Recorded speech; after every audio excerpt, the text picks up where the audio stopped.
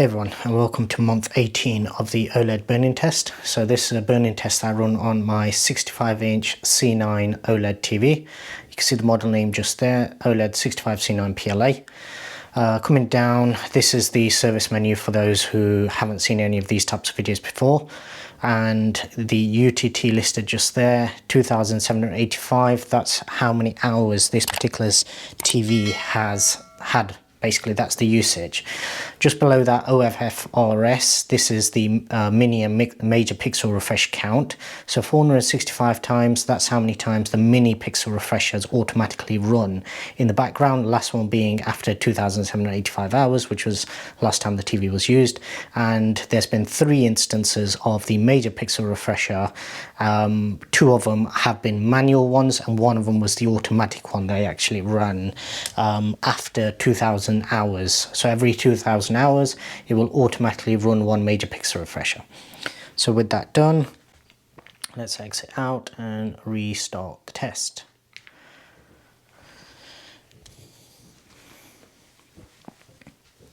Okay, so while this is loading through, firstly, for anybody watching for the first time, welcome to the channel.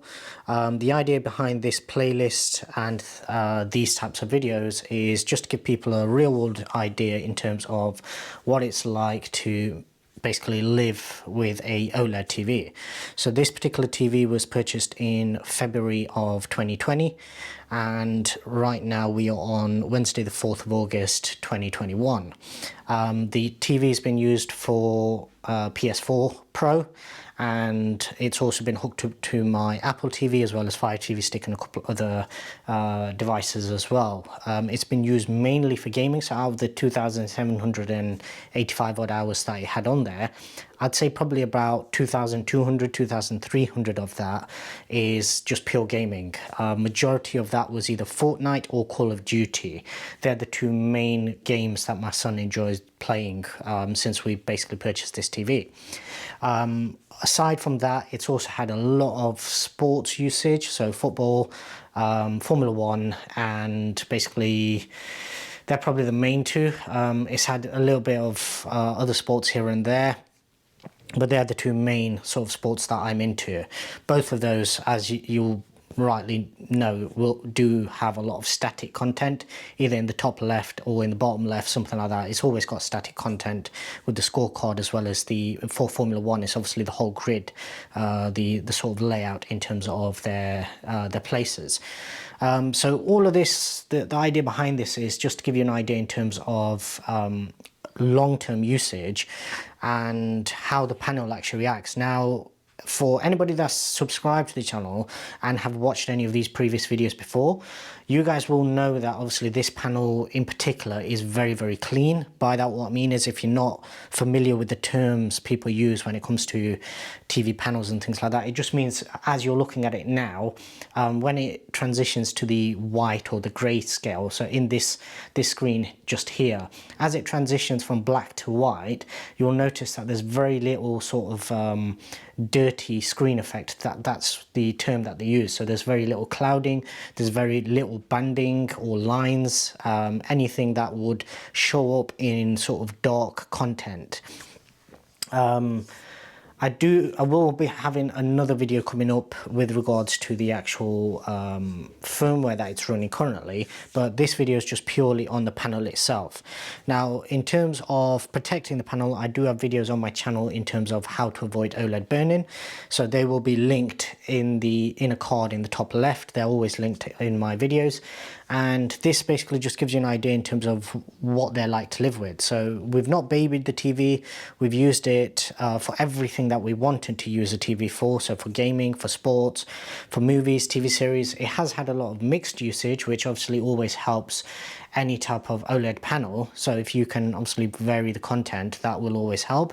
But like I said, the majority, probably 2/3 minimum,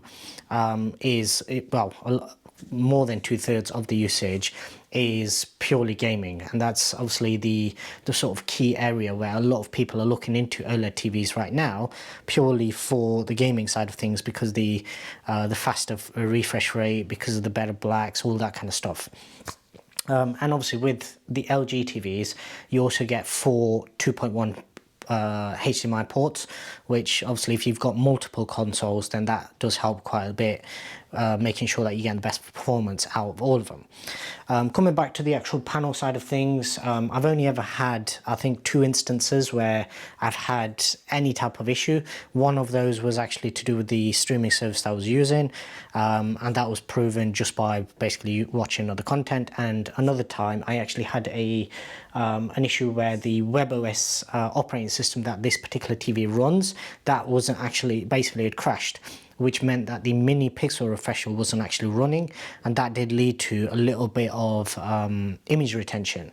That actually cleared up as soon as I actually did a manual pixel refresher, hence why there's 3 manual ones that I've run, and since then, since I actually figured out how to reset WebOS, I've not had any further issues. We do right now, obviously I've had a couple of weeks off, and I've actually had, okay, I just had cut for a second there because my doorbell rang. But yeah, as I was saying, I've had a couple of issues where I've had a little bit of image retention, but aside from that, basically, as you can see from all of this test, no burning, no ghosting, nothing like that. Basically, I've been using it quite a lot recently. We use it for gaming throughout the day. My son gets to use it as much as he wants. And then at night, we've also been watching a movie each night on this particular TV. Now, this isn't my main set. The main set is in the living room in the other room. So that will obviously get a lot more usage, just like constantly throughout the day. But this one's also used pretty much every day anyway.